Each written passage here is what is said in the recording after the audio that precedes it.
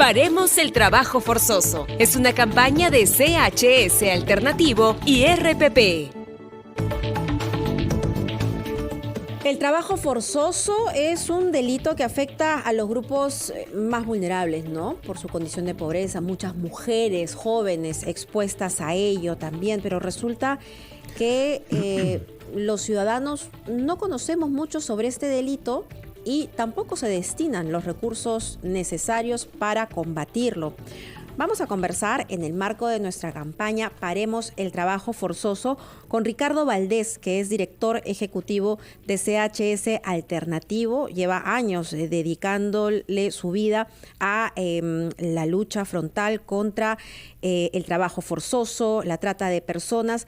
Ha sido viceministro del Interior también y esta mañana lo tenemos. Muy buenos días, señor Valdés. Muy buenos días, Mabel, Fernando, Carlos. Buenos días, señor Valdés. ¿Cómo identificamos el trabajo forzoso? Ya que las cifras dicen que la gente no conoce este tipo de delito. Aparentemente estaría como normalizado. ¿Cuáles son las características del trabajo forzoso en nuestro país? Bien, la característica principal del trabajo forzoso es cuando una persona es obligada a realizar un servicio o un trabajo bajo la amenaza de una pena cualquiera. Ahora, al respecto, hay ya una serie de normas que han venido desarrollando este tema.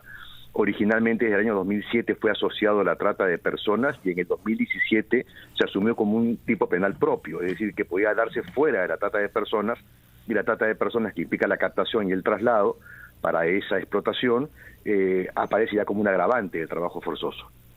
Sea como fuere, son muy pocos los casos que están registrados en el Ministerio Público y en la Policía Nacional, y la encuesta que hemos realizado para efectos de esta campaña nos trae muchas sorpresas al respecto, ¿no?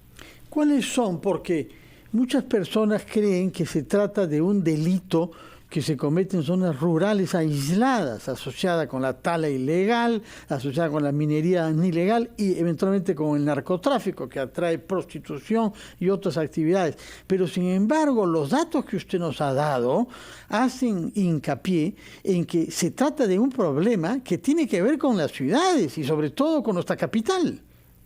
Está muy relacionada a la actividad económica, sea esta actividad económica formal, actividad económica informal o ilegal. Básicamente yo diría que está concentrada en la actividad económica informal e ilegal. El trabajo forzoso, puesto que lo formal implica niveles de supervisión y fiscalización que no tienen los otros dos sectores. En ese sentido, creo que hay una escena que a todos se nos quedó grabada, que fue el caso de estos dos muchachos que murieron en un container, en un incendio, hace unos años atrás, que estaban encerrados, que no pudieron ser liberados. Esos eran víctimas de trabajo forzoso, para ponerlo claramente. Situaciones como esas se producen en diversas zonas de la industria de la capital. O sea, por ejemplo, están asociadas también a ladrilleras, a trabajo de elaboración de servilletas, a las confecciones. Hay algunos casos y denuncias, por ejemplo, en el emporio de Gamarra también. Es decir, están, como bien dice Fernando, más allá de los temas de tala ilegal o minería ilegal, están también en las ciudades, y el trabajo forzoso, por otro lado, también está asociado a los temas de servicio doméstico, en no pocos casos. Señor Valdés, buenos días. Buenos días, Carlos. ¿Y de qué manera podemos reforzar, qué propuestas hay para reforzar, en primer término, el tema de la fiscalización para evitar estos casos, la sanción a los responsables de quienes incurran en este delito y también el respaldo que tiene que haber como una forma de reparación a quienes han sido víctimas del trabajo forzoso? Para nosotros es importantísimo trabajar sobre la base de evidencias, de constataciones. En la encuesta que hemos hecho a nivel nacional, digamos, apoyados con el IEP, nos da una serie de luces al respecto. Por ejemplo, ¿cuánta gente conoce la definición de trabajo forzoso? Tan solo el 46% de toda la población, puesto que esto tiene alcance nacional con 95% de confiabilidad.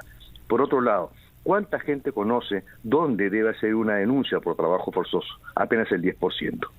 Por otro lado, existe también una cifra que es impactante, que va a contrapelo de las denuncias y de las investigaciones del Ministerio Público. El Ministerio Público tiene 27 denuncias, solamente 27 denuncias. La Policía Nacional registra entre 80 y 120 por explotación laboral. Sin embargo, cuando se le pregunta a la gente que sí sabe lo que es trabajo forzoso y se le dice, ¿usted ha sido en algún momento de su vida víctima de trabajo forzoso? la respuesta es de un 14% que equivale a 3.4 millones de personas. Entonces, ahí tenemos una diferencial muy fuerte, sumamente seria, en donde hay gente que sí considera haber sido víctima de trabajo forzoso en un momento de su vida, 3.400.000 personas, versus la cantidad de denuncias que están siendo atendidas por el Ministerio Público. Y cuando uno se le pregunta qué entidad es la más importante en esta lucha, obviamente se señala al Ministerio de Trabajo, pero insisto, con apenas un 10%. Claro, porque cómo finalmente uno puede, cómo el ciudadano que está en estado de vulnerabilidad denuncia este tipo de casos. ¿Quién lo protege finalmente? Porque, repito, está en estado de vulnerabilidad, la SUNAFIL, cuya competencia debería ser precisamente fiscalizar esa situación, fiscaliza a las empresas formales, ¿no? Correcto. No a la informalidad, en donde hay mucho subempleo, y quizá el subempleo se puede confundir con el trabajo forzoso, porque las condiciones son muy precarias también. Sí, pero en este caso no estamos hablando de precariedad, estamos hablando que cuando se asocia el aprovechamiento de esa precariedad aunado a una pena o a una sanción. Es decir, eso es lo que configura el trabajo forzoso, es decir, que una persona es amenazada de una forma u otra para que siga ejerciendo ese trabajo bajo condiciones de precariedad. ¿Qué casos han encontrado ustedes, por ejemplo? En la vida real hemos encontrado muchísimos casos y aquí en la ONG hemos atendido varios. Están asociados, muchos de ellos, por ejemplo, a lo que es el trabajo en confecciones. Gente que nos ha contado que, por ejemplo, entra a talleres de confecciones, menores de edad, por cierto, muchos de ellos también hemos recibido la denuncia, que vienen de la sierra en época de vacaciones escolares y son encerrados en una zona, reciben un plato de comida, trabajan 18 horas diarias y se dedican a pegar botones, por ejemplo, y luego reciben una paga muy pequeña y son inmovilizados, no lo dejan salir. De estos casos hemos recibido vía la Defensoría del Pueblo algunas denuncias. Por ejemplo, eso para hablar de un solo caso relacionado a lo que es actividad aparentemente formal. Claro. Ahora, hemos también recibido casos de servicio doméstico, ¿no? Usted nos ha dicho que solo 14% de los encuestados saben a quién denunciar. Ayúdenos, pues. Díganos dónde se debe denunciar, porque uno tiene el temor de que tampoco la policía conozca este delito. Y si uno va a denunciar eso, de pronto le dicen que no saben qué es. Una precisión, el 14% siente o percibe, de acuerdo a la definición de trabajo forzoso, que ha sido víctima de trabajo forzoso. Pero el porcentaje de los que saben a dónde denunciar es muy bajo. Es muy bajo. Ayúdenos, pues. Explíquenos, ¿a dónde es que hay que denunciar?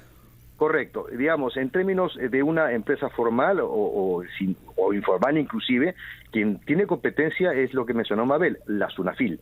Sin embargo, la denuncia también debe realizarse de inmediato en la Policía Nacional, acercarse a la comisaría más cercana. Ahí sí tenemos un tema, hay que hacer un trabajo de sensibilización también con la propia Policía Nacional para explicarles convenientemente cómo se estructura este tipo penal, que está obviamente en el Código Penal recientemente en el artículo 129 literal O. Yo recomendaría a la policía que revise el 129 que agrupa todos los tipos penales de explotación que hay en nuestro Código Penal. Bien, y sin lugar a dudas, la Defensoría también es otro espacio donde podrían acercarse. Defensoría, SUNAFIL y Policía Nacional. Muchas gracias, Ricardo Valdés. Recuerdo que usted es el director ejecutivo de Capital Humano y Social Alternativo, que es una de las instituciones frontales en la lucha contra el trabajo forzoso, que es una realidad un poco clandestina, pero grave de nuestro país. Muchas gracias y muy buenos días. Vamos a ir a una pausa, después de la cual entrevistaremos a la ex congresista Rocío Silva Santisteban, que ha participado ayer en una manifestación de varios grupos de izquierda y nos dirá por qué y qué es lo que tienen que denunciar. Primero vamos a la pausa para oír a los anunciantes de RPP. Paremos el trabajo forzoso, que la fuerza esté en erradicarlo.